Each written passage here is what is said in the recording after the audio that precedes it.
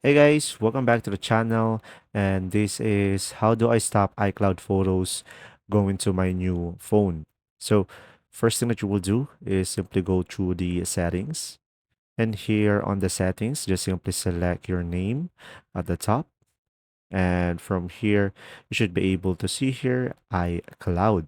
So just simply select iCloud.